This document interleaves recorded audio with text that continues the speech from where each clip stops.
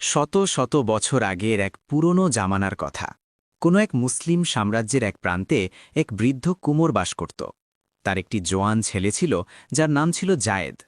আল্লাহ তাকে অসামান্য রূপ আর লাবণ্য দিয়ে তৈরি করেছিলেন। সে দেখতে যেমন সুপুরুষ ছিল, তেমনি ছিল অত্যন্ত তীক্ষ্ণ বুদ্ধিসম্পন্ন। কিন্তু তার সবচেয়ে বড় ত্রুটি ছিল এই যে সে ছিল চরম অলস আর ভীষণ কাজচোর। সে দুনিয়ার কোনো কাজকর্ম করত না এবং সারাটা দিন বাজেভাবে আড্ডা দিয়ে সময় নষ্ট করত। তার বৃদ্ধ বাবা নিজের হাড় ভাঙা খাটুনির পয়সা থেকে তাকে পকেট খরচের জন্য যে মুদ্রাগুলো দিত, জায়েদ সেগুলো পাওয়া মাত্রই উড়িয়ে ফেলত।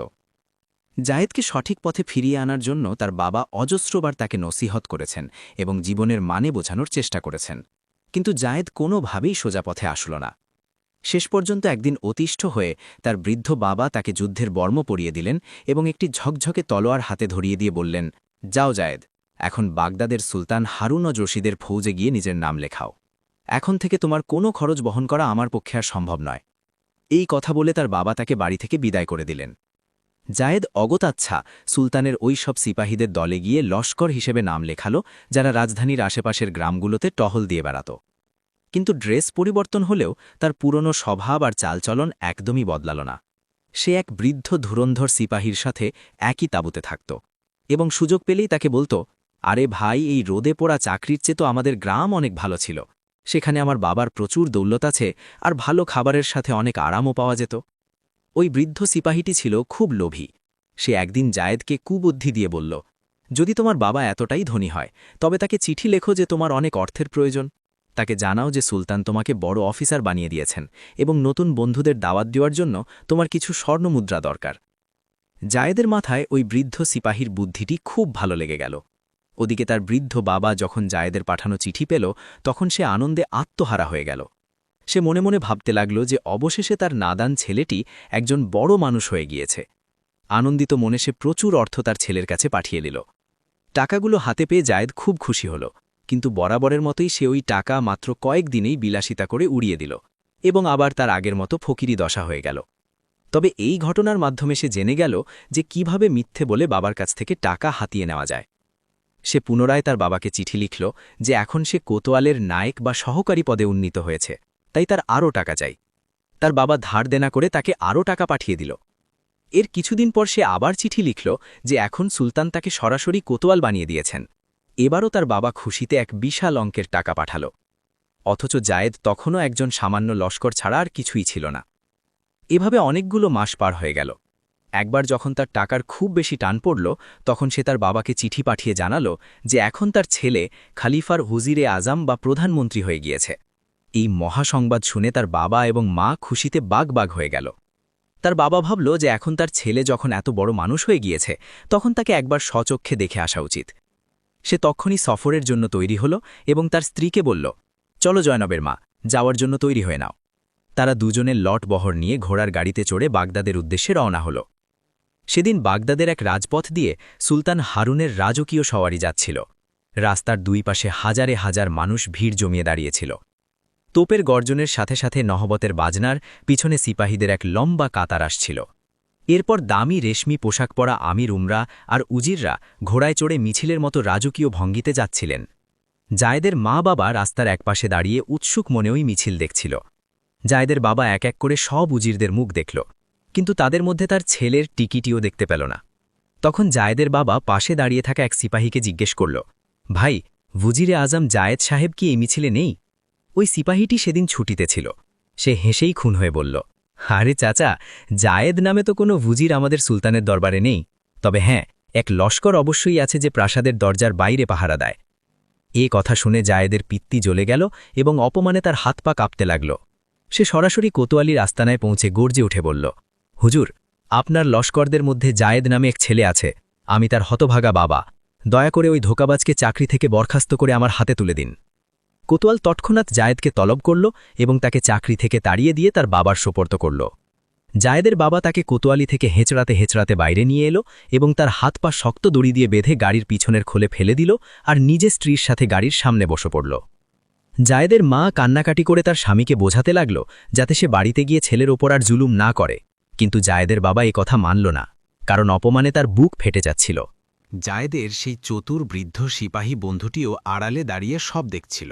সে অন্য পথে দৌড়ে গিয়ে সওয়ারির সামনে হাজির হল এবং যখন গাড়িটি তার পাশ দিয়ে যাচ্ছিল তখন সে চট করে চাকুর সাহায্যে জায়েদের হাতের দড়ি কেটে দিল এবং তাকে গাড়ি থেকে নামতে সাহায্য করল। এই পুরো কাজটা এত দ্রুত হল যে জায়েদের বাবা টেরই পেল না। বৃদ্ধ সিপাহী জায়েদকে চুপি চুপি বলল, বেটা, এখন তোমার এখানে থাকা একদম ঠিক নয়। তুমি গভীর জঙ্গলের পথ ধরে অন্য কোনো রাজ্যে গিয়ে আশ্রয় নাও। জায়েদ তখন নিরুপায় হয়ে জঙ্গলের অজানা পথে বেরিয়ে পড়ল। এই জীবনযুদ্ধের কঠোর ধাক্কা তাকে পুরোপুরি বদলে দিল। তার মনে হতে লাগল এবার তাকে নিজের যোগ্যতায় কিছু করে দেখাতে হবে। তার সাহস বহুগুণ বেড়ে গেল এবং সে প্রতিজ্ঞা করল যে এখন পর্যন্ত সে যে রঙিন স্বপ্নগুলো দেখেছে সেগুলো এবার সে বাস্তবে রূপ দেবে। সে কোথাও থামল না। সে এক জনপদ থেকে অন্য জনপদে ঘুরে বেড়াতে লাগল এবং এরই মধ্যে সে বাঁশি বাজানোর এক জাদুকরী শিল্প আয়ত্ত করে নিল। তাতে সে এতটাই পটু হয়ে গেল যে যখনই সে সুর তুলত, যার কানে ওই সুর যেত সেই আত্মহারা হয়ে নাচতে থাকত। চলতে চলতে তার অনেকগুলো দিন কেটে গেল। একদিন পাহাড়ের একদম চূড়ায় সে একটি বিশাল প্রাসাদ দেখতে পেল, যা ধ্বংসস্তূপের মতো দেখাচ্ছিল। কিন্তু পাহাড়ের একদম পাদদেশে আরেকটি অত্যন্ত সুন্দর এবং কাঁচের মতো চকচকে প্রাসাদ দেখা যাচ্ছিল। সে ওই প্রাসাদগুলোর রহস্য জানতে লোকজনের কাছ থেকে তথ্য নিল।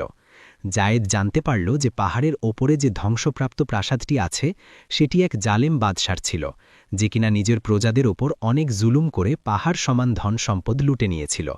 ওই বাদশা মারা যাওয়ার পর একটি খবিশ ভূতে পরিণত হয়েছে এবং সেখানেই তার সেই লুণ্ঠিত সম্পদ পাহারা দিচ্ছে। এই কারণে বর্তমান সুলতান হারুন ওই প্রাসাদটি ভেঙে ফেলে নিচে একটি নতুন প্রাসাদ তৈরি করেছেন এবং সেখানেই তার পরমা সুন্দরী রাজকন্যা জয়নাবের সাথে বসবাস করছেন। রাজকন্যা জয়নাব ছিলেন হুরের মতো রূপবতী এবং অত্যন্ত গুণী। দুনিয়ার অনেক শাহজাদা তাকে বিয়ে করার জন্য পাগল ছিল, কিন্তু সুলতান হারুন একটি কঠিন শর্ত দিয়ে রেখেছিলেন। যে ব্যক্তি ওই পাহাড়ি প্রাসাদ থেকে খবিশ ভূতকে তাড়িয়ে সব সম্পদ উদ্ধার করে আনতে পারবে, রাজকন্যা জয়নাবের বিয়ে তার সাথেই হবে। এর আগে অনেক অহংকারী শাহজাদা এই কাজে গিয়ে প্রাণ হারিয়েছে এবং আর কখনো ফিরে আসেনি। তাই বর্তমানে আর কেউ রাজকন্যাকে বিয়ে করার বাসনা করার সাহস পায় না। রাজকন্যা জয়নাব নিজের নসিবের কথা ভেবে একা একা কান্নাকাটি করত, কিন্তু সে ছিল নিরুপায়। সুলতানও তার মেয়ের এই দশা দেখে মনে মনে খুব কষ্ট পেতেন, কিন্তু তিনিও তার দরবারীদের কাছে করা শর্তের কারণে অসহায় ছিলেন। তিনি চাননি কেউ তাকে স্বার্থপর বলুক। পুরো ঘটনা শুনে জায়েদ ভাবল যে এটাই তার স্বপ্ন পূরণের শেষ সুযোগ। সে স্থির করল যে সে ওই ভূত তাড়িয়ে রাজকন্যা জয়নাবকে বিয়ে করবে। হয়তো ভূতের হাতে সে মারাও যেতে পারে, কিন্তু সে ঝুঁকি নিতে রাজি ছিল, কারণ সে এখন তার জীবনের সব স্বপ্ন পূরণ করতে চাইত। সে ওই রাতটি কাছের এক শহরে কাটালেন এবং পরদিন ফজর হতেই পাহাড়ের নিচে থাকা প্রাসাদের সামনের একটি প্রাচীন গাছের তলায় গিয়ে বসে বাঁশি বাজাতে লাগল। রাজকন্যা জয়নাব তখন বাগানে পায়চারি করছিল। সে বাঁশির ওই অপূর্ব সুর শুনে মুগ্ধ হয়ে গেল। সে তার বাবার কাছে গিয়ে আবদার করল, আব্বাজান, ওই যে মুসাফিরটি গাছের নিচে বসে বাঁশি বাজাচ্ছে তাকে আমাদের প্রাসাদের সেবক হিসাবে রেখে দিন। আমি যখনই বিষণ্ণ থাকব তখন তার বাঁশি শুনে মন ভালো করব। সুলতান তার আদরের মেয়ের এই ছোট্ট ইচ্ছাটি অপূর্ণ রাখলেন না এবং সিপাহীদের আদেশ দিলেন ওই বাঁশিওয়ালাকে নিয়ে আসার জন্য। রাজকন্যা জয়নাব নিজে প্রাসাদের বাইরে আসল এবং গাছের নিচে বসে থাকা জায়েদের কাছে গিয়ে অতি আদরের সাথে বলল, হে মুসাফির, তুমি কি আমাদের প্রাসাদে আসতে পারো? জায়েদ যখন জয়নাবকে দেখল তখন সে পলকহীনভাবে তাকিয়েই রইল। রাজকন্যার রূপের কথা যেমন সে লোকমুখে শুনেছিল, সে তার চেয়েও হাজার গুণ বেশি সুন্দরী ছিল। জায়েদ বিনা বাক্যে উঠে রাজকন্যার পেছন পেছন প্রাসাদে চলে আসল। সুলতান তাকে দেখে ঘোষণা করলেন যে সে আজ থেকে রাজদরবারের গায়কদের অন্তর্ভুক্ত হল। তার মেয়ের মন ভালো রাখার দায়িত্ব তার। সুলতানের কথা শুনে জায়েদ বিনীতভাবে বলল, হুজুর, আমার মূল উদ্দেশ্য এই যে আমি পাহাড়ের ওপরের ওই খবিশ ভূতকে তাড়িয়ে সম্পদ উদ্ধার করব। সুলতান জায়েদকে বারবার মানা করলেন, কারণ তিনি চাননি এই অল্প বয়সী যুবকটি মিছেমিছি নিজের জান হারাক, কিন্তু জায়েদ তার দৃষ্টিধ্যান্তে অনড় থাকল। সুলতান যখন তার প্রবল জেদ দেখলেন তখন তাকে পাহাড়ের চূড়ায় যাওয়ার অনুমতি দিলেন। জায়েদ তখন সেই জনমানবহীন রহস্যময় পাহাড়ের ওপর উঠতে শুরু করল। যখন সে প্রাসাদের ফটকের কাছে পৌঁছল তখন এক হিমশীতল ভয়ের স্রোত তার সারা শরীরে বয়ে গেল, কিন্তু সে অসীম সাহসে বুক বেঁধে প্রাসাদের একটি প্রধান কামরায় প্রবেশ করল। সেখানে সোনার ফ্রেমে বড় বড় ছবি, দামি রেশমি পর্দা আর চমৎকার সব কার্পেট ধুলোয় ঢাকা অবস্থায় পড়েছিল। সে সবকিছু খুঁটিয়ে দেখতে দেখতে একটি রাজকীয় চেয়ারে গিয়ে বসল। হঠাৎ তার নজর একটি কিতাবের ওপর পড়ল এবং সে মনোযোগ দিয়ে তা পড়তে লাগল। সময় বয়ে চলল এবং যখন মাঝরাত হল তখন সে গম্ভীর এক পায়ের আওয়াজ শুনতে পেল, যেন কোনো অশরীরী ছায়া তার দিকে ধেয়ে আসছে। আওয়াজ যতই কাছে আসছিল তার হার্টবিট ততই বেড়ে যাচ্ছিল, কিন্তু সে স্থির হয়ে বসে রইল। হঠাৎ বিকট শব্দে দরজা খুলল এবং চাবির এক বিশাল গোছা হাতে নিয়ে রক্তচক্ষু এক বিকট কালো ছায়া তার সামনে আসল। জায়েদ তার নজর কিতাব থেকেই সরাল না। ওই জঘন্য আত্মাটি জায়েদের একদম কাছে এসে দাঁড়িয়ে হুঙ্কার দিয়ে বলল, ওহে ইনসান, এই প্রাসাদে ঢোকার অনুমতি তোমাকে কে দিয়েছে? জায়েদ অবিচলিত কণ্ঠে উত্তর দিল, কেউ না। আমি ভাবলাম এখানে কোনো জ্যান্ত মানুষ থাকে না, তাই রাত কাটানোর জন্য এখানে চলে আসলাম। তোমার এত বড় স্পর্ধা, তুমি জানো না যে এখানে আমার হাতে কত শত ইনসান মারা গেছে? ভূতটি রাগে কেঁপে কেঁপে বলল। জায়েদ তখন হাসল এবং বলল, আমি এতটা দুর্বল ইমানের মানুষ নই যে তোমাকে দেখে ডরাবো। তুমি হয়তো জানো না যে আমি একজন কামারের ছেলে, আর কামাররা কখনো ভূতকে ভয় পায় না, বরং ভূতেরা কামারের নাম শুনলেই পলায়ন করে। আমি আমার জিন্দেগিতে তোমার চেয়েও অনেক খবিশ চেহারা দেখেছি, তুমি তো তাদের কাছে কিছুই নাও। ভূতটি এবার চ্যালেঞ্জ করে বলল, যদি তুমি এতই বাহাদুর হও তাহলে আমার সাথে অন্য ঘরগুলোতে চলো। জায়েদ রাজি হয়ে গেল। ভূত তাকে চাবির গোছা দিয়ে একটি ঘর খুলতে বলল। জায়েদ চট করে বুঝতে পারল এটা ভূতের চাল। সে দেখল দরজার পাশেই একটি ভারী কুঠার পড়ে আছে। সে বুঝল সে ঝোঁকার সাথে সাথেই ভূত তাকে আঘাত করবে। জায়েদ তখন ভূতকে বলল, আমি কেন দরজা খুলব? তুমি তো এই প্রাসাদের আসল মালিক, তাই তুমিই দরজা খোলো। ভূত তখন বাধ্য হয়ে নিজেই দরজা খুলল। জায়েদ অবাক হয়ে দেখল যে ভূতটি যেমনই ঘরের ভেতর পা রাখল অমনি তার কুচকুচে কালো চুলগুলো সাদা হয়ে গেল। এভাবে যতই তারা এক ঘর থেকে অন্য ঘরে যাচ্ছিল ভূত ততই সাদা হয়ে যাচ্ছিল এবং তার সেই ভয়ঙ্কর রূপ বদলে যাচ্ছিল। প্রতিটি দরজায় পৌঁছে ভূত জায়েদকে চাবি দিত, কিন্তু জায়েদ বুদ্ধি খাটিয়ে ভূতকেই আগে যেতে বাধ্য করত। জায়েদ দেখল প্রতিটি দরজার কাছে অসংখ্য মানুষের কঙ্কাল পড়ে আছে, যারা ভূতের কামড় খেয়ে মারা গিয়েছে। ১৩ নম্বর কামরার সামনে পৌঁছানোর পর ভূত পুরোপুরি সাদা হয়ে গেল এবং তার রূহ মুক্তি পাওয়ার সময় আসলো। ভূত জায়েদকে জানালো যে আজ জায়েদের অসীম সাহসের কারণে তার এই অশরীরী জীবনের সাজা শেষ হয়েছে এবং সে এখন পরকালে চলে যাচ্ছে। ওই ১৩ নম্বর ঘরটিতেই সেই সব সম্পদ আছে যা সে লুণ্ঠন করেছিল। ভূত যেমনই ফেরার উপক্রম করল, জায়েদ তখন পাশ থেকে কুঠার তুলে নিয়ে ওই খবিশ আত্মার অবশিষ্টের ওপর সজোরে আঘাত করল। ভূতটি তখন চক্কর খেয়ে পড়ে গেল এবং দেখতে দেখতে একটি ছোট পাখিতে রূপান্তরিত হয়ে জানলা দিয়ে উড়ে বেরিয়ে গেল। এখন জায়েদ পুরোপুরি নিশ্চিত হল যে এই খবিশ শক্তি আর কখনো ফিরে আসবে না। সে শান্তিতে সেখানে ঘুমিয়ে পড়ল। পরদিন সকালে যখন তার ঘুম ভাঙল তখন সে চাবির গোছাটি মেঝেতে পড়ে থাকতে দেখল। সে তা তুলে নিয়ে ১৩ নম্বর দরজাটি খুলে দিল এবং দেখল সেখানে হিরে, জহরত আর স্বর্ণমুদ্রার এক বিশাল পাহাড়। পাহাড়ের নিচে রাজকন্যা জয়নাব আর সুলতান হারন অধীর আগ্রহে অপেক্ষা করছিলেন। তারা ভাবছিলেন জায়েদ হয়তো প্রাণ হারিয়েছে, কিন্তু একটু পরেই তারা দেখল জায়েদ হাসি মুখে পাহাড় থেকে নেমে আসছে। সুলতান তার কথা অনুযায়ী জয়নাবের সাথে জায়েদের শাদীর ব্যবস্থা করলেন। জায়েদ তখন সবিনয়ে জানালো যে সে একবার তার মা বাবার সাথে দেখা করতে চায় এবং তাদের সাথে নিয়ে আসতে চায়। সুলতান খুশি মনে তাকে অনুমতি দিলেন। জায়েদ তখন শাহজাদার মতো পোশাক পরে এবং অনেক সিপাহী ও উপঢৌকন নিয়ে নিজের গ্রামের দিকে রওনা হল। পথে এক ঘন অরণ্যে তারা ডাকাত দলের খপ্পরে পড়ল। ডাকাতরা জায়েদের সব সাথীকে হত্যা করল এবং তার সব সম্পদ লুটে নিল। জায়েদ নিজেও জখম হল, কিন্তু সে প্রাণ বাঁচানোর জন্য মরার ভান করে পড়ে থাকল। ডাকাতরা চলে যাওয়ার পর সে পালিয়ে কোনো মতে নিজের গ্রামে পৌঁছাল। নিঃস্ব অবস্থায় তাকে গ্রামে দেখে সবাই বিদ্রূপ করতে লাগল যে উজির হওয়ার স্বপ্ন দেখা ছেলেটির আজ এই দশা।